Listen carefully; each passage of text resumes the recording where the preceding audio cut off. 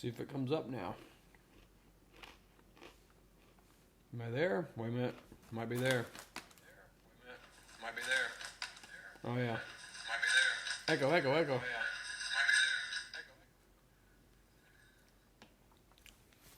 there. It's chilly here tonight. It is. Let's see what's temperature outside. 47 degrees out. Which, if you're not living in a southern state, that's going to sound warm probably. But if you're living out in the south someplace, you understand. One thing I notice here, I could raise this, I could adjust this more, and I could adjust this more. There you go. That would be more of a. So I have no purpose other than I'm just sitting here. I'm probably going to get on and play pretty soon, but before I do that, I'm fiddling around.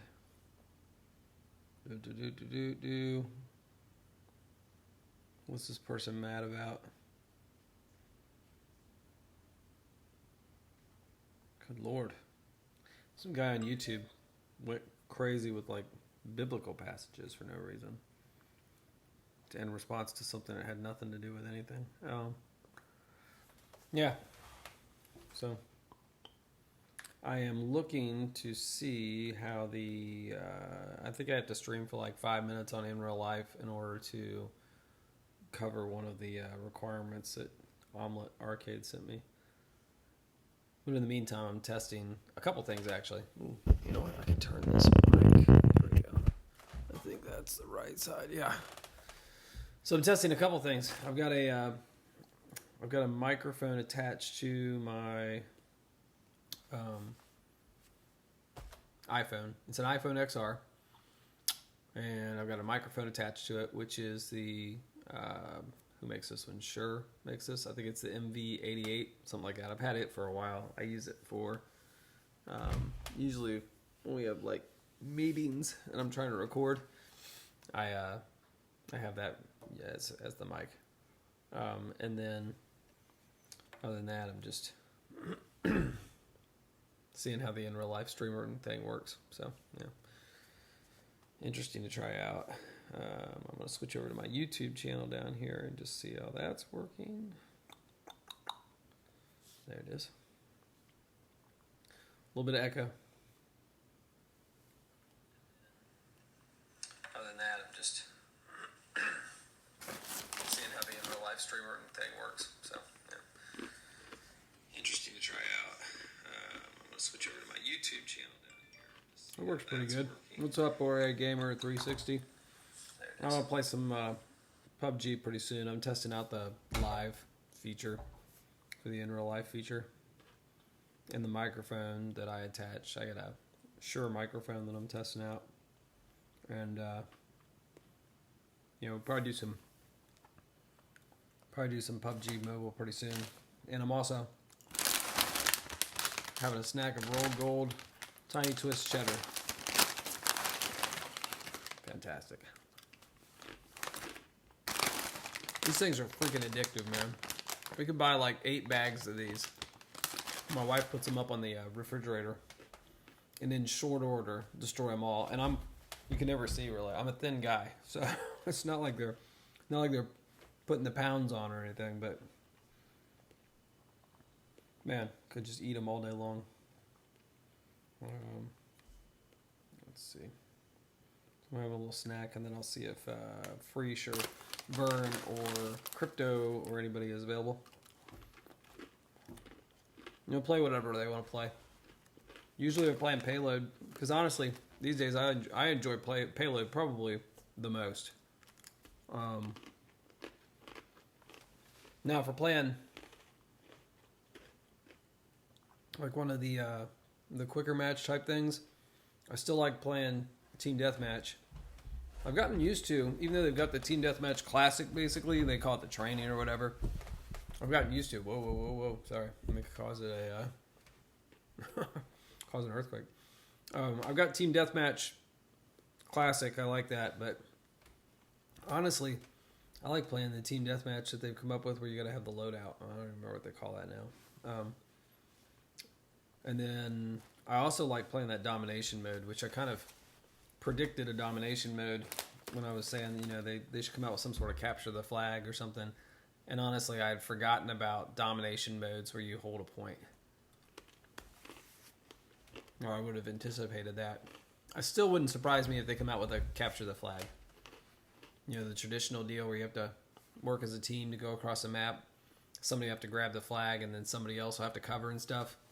It'd be interesting to see if they do like a lot of games. Like I was a Half-Life player back in the day when it came out in '98, and so I think that's when Half-Life came out.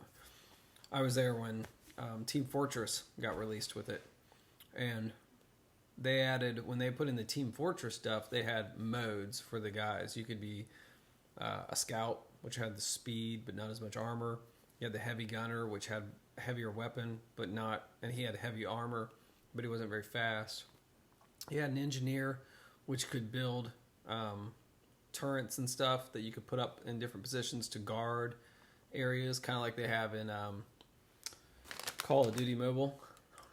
And you had the sniper, pretty I understand that, and they each had their own weapon loadout. So it wouldn't surprise me if not Call of Duty, but if Tencent is who I was trying to think of. If Tencent didn't make PUBG Mobile where it had a mode like that, where when you came in, you had to choose your type of character and then go from there. So you could have teams of all snipers, teams of all heavies, teams of, an engineer type person, whatever. I think that'd be cool.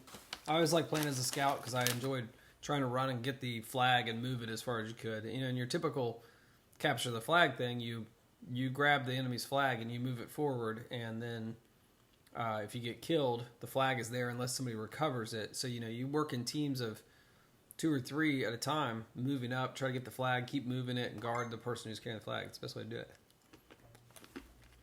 Vern's saying he's good for a game.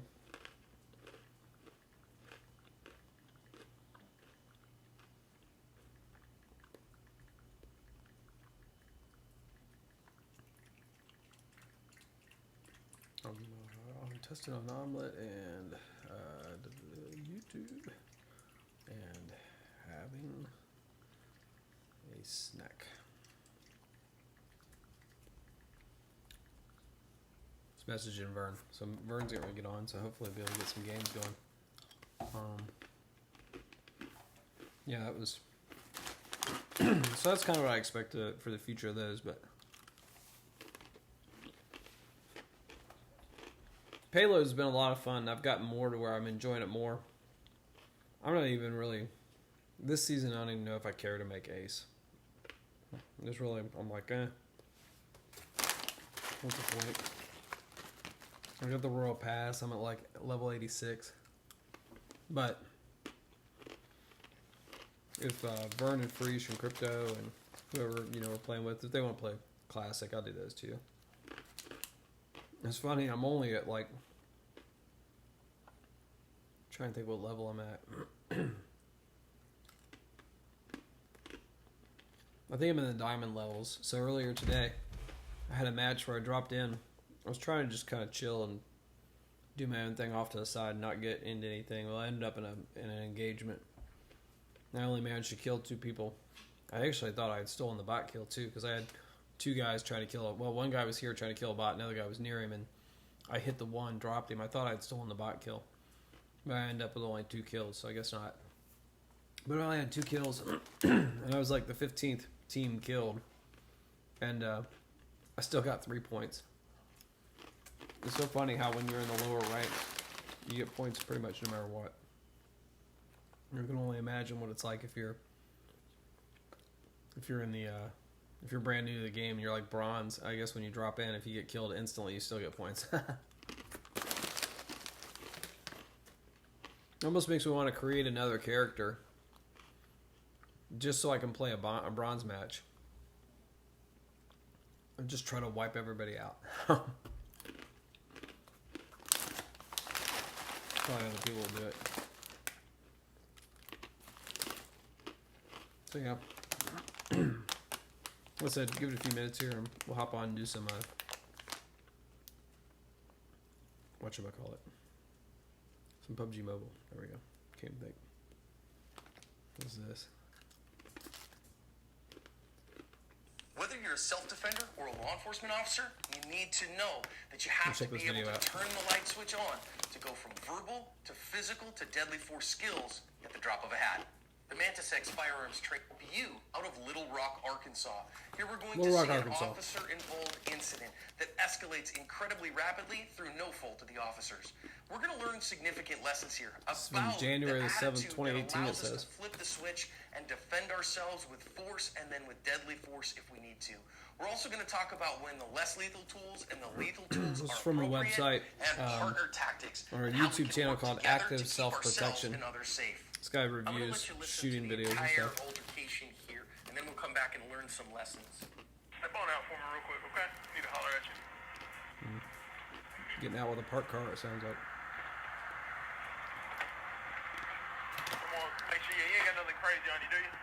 Okay. I'm gonna pat you down real quick. If you don't mind, keep your hands in your pocket. It's really sideways right about there. What were y'all up to tonight? Spread your feet just a little bit. Spread your feet just a little bit. You don't want to be Spread searched. your feet. There you go. He had tell him 3 times, spread your feet. Little party. Why were y'all driving so dang fast, man? Trailer shop. As long as I've been listening on camp, I thought you It's 40. Even if you was doing 40, you still. Even if let's get out the traffic way a little bit. Cops bring him around in front of his car, but cop knows something's up. Your girl up front with you? Who's that? Just friend or what? Yeah. Okay. What's going on, man? You just super uptight, nervous? Oh, no. No, I just was sick and get pulled over. Second cops on scene. Okay. Well, it never is for most folks. Right, because it's pulled over, and plus I'm trying to, like, keep a steady, like, good regular pace. I'm actually trying to come to police officer. Really? Cadet program. Okay. Where? At Little Rock? Okay. I'm trying to. So the guy that they've got stopped is going on about how he's getting ready to turn his life around and do something. That's the way it's all starting off. He's like, "What's going on?" You see, he's like, "Actually," he doesn't even answer the question. He says, "What's up? You seem really uptight. You seem really nervous." And the guy doesn't even answer his question. He starts talking about how they'll say things that they think police officers want to hear. Things like, I just came out the house. I got a job. I'm just trying to get home to my kids. It's things that they think from their mentality that sound like normal people stuff. I got a job. You ask me like, "You got any guns on you?" Like, "Man, what you mean? I got a job." Like, what does that have to do with, do you have a gun on you? I have a job and I have a gun on me. You'd be like, "You got any weapons on you?" So I just came out of the house. That's a response. Anything illegal on you? What you mean? These are questions that will get, or responses you'll get that they're not normal responses. If I ask you, do you have any guns on you? Your normal answer would be like, "No." What all does that entail? I ain't never heard anything about it. Oh, the cadet program is like, you know how you can't be a cop until you're 21 and all that. Right. So then, it's like, it trains you until you're like 21. Like, That light skin, you know? that life is fine. Okay. You got what? It's just something you can do, like, see, like. All right, so the cops know something's up because of watching them.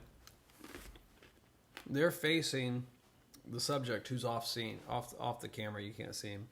The one officer is directly in front of him, and the officer just moved to the left. What he's doing is he's moving to the left. He just said that light's getting you because the police lights are blinking in his face. So as he's stepping off to the left, he's actually putting more of the light in the bad guy's eyes. We're going to call him bad guy because he's going to do something bad.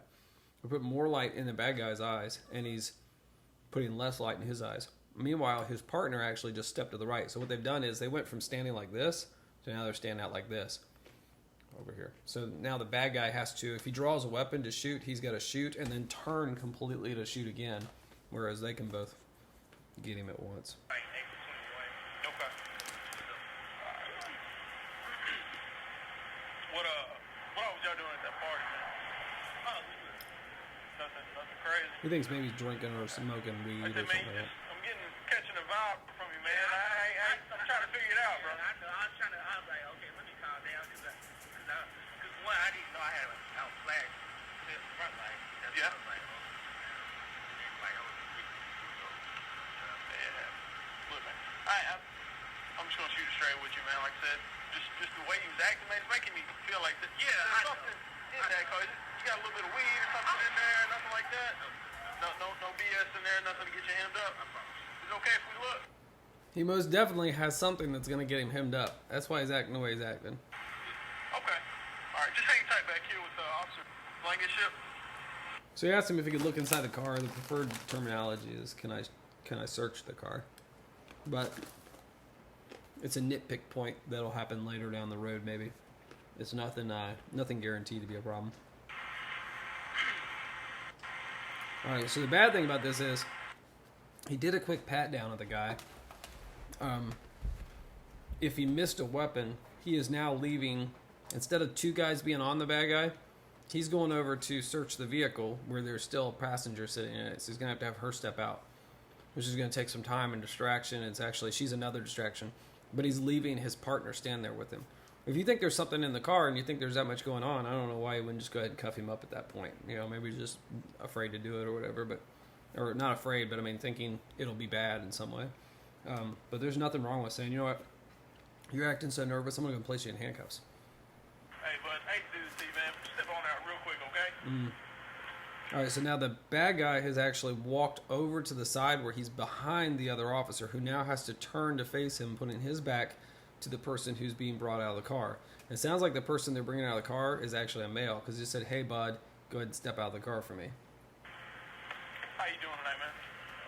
I'm gonna pat you down real quick. You ain't got no weapons, nothing crazy on you, do you? No? Okay. I'm gonna pat you down real quick. Can you spread your legs a little bit? Lighter? All right, so as the first bad guy has stepped back, the second officer starts to feel a little uncomfortable, so he's actually telling him, put your hands up, and he's going to pat him down himself. So now we've got two separate pat downs going on at one time.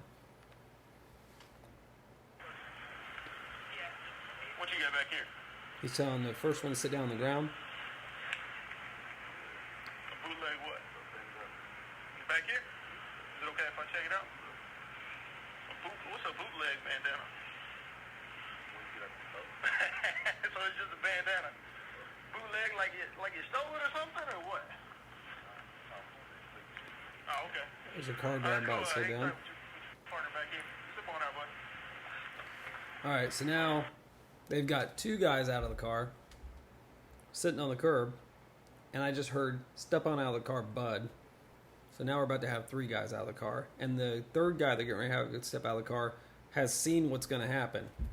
You come out of the car, you stand there for a moment, you're told you're going to be patted down, they then search you. So, yeah, that's probably what he's concerned about. Ain't nothing crazy on you, do you? No? Okay. I'm going to check real quick, alright? Straight your feet just a little bit. There you go. What's those new Air Force Ones, man? How you like them? Hey, what you doing? Huh? He says, hey, are those new Air Force Ones, man? And then he says, hey, what you doing? The hey, what you doing sounds like more of a, he's not doing what he expects him to. He's reaching or something. You got just a little bit. Not, hey, don't reach too far. It's my phone. Okay, I got you. Ain't nothing but a little bit of weed, man. Like for real. Like you tell us, don't reach. Okay. Sure. Ain't gonna find nothing else in here, right? So he's told him he's got a little bit of weed, and the officer's now checking around. Alright, quit reaching, partner. He keeps reaching for whatever it is. So at that point, when you've determined there's something on him that's illegal, you should just go ahead to handcuffing mode, because if they're going to resist, it's at handcuffing. You go ahead and start to handcuff them. They fight you. You go full force immediately right then and there. Boom. Take them to the ground, whatever you got to do with them. Because fighting handcuffing is a prelude to all the other stuff that's going to go wrong.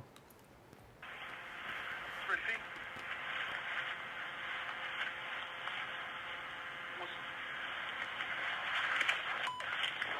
There's a fight. Okay, so there's actually a third officer that was off screen that we didn't see. So they've just fallen backwards to the ground. The primary officer is doing the search, is on the ground on his back. The secondary officer is jumping towards the guy who's on the ground, and now the third officer, who was watching the two guys sitting on the ground, is now trying to help with the fight, which is what happens. And if your job is to watch the fight, or to watch the guys, you don't jump in the fight. So it really should be 2-on-1. It's instead 3-on-1, which is going to leave these two guys who you hope you search properly on the curb. And then you got a fight going on with a guy who's like, I'm not doing nothing. He's doing everything. That's why he's on the ground fighting with officers. There's been already 2 guys taken out of the car, patted down, and set down on the curb with no problems. Now a 3rd guy's fighting, and he's going, I'm not doing anything. You're doing everything at that point. He's going to pull a gun in a second here, I'm sure.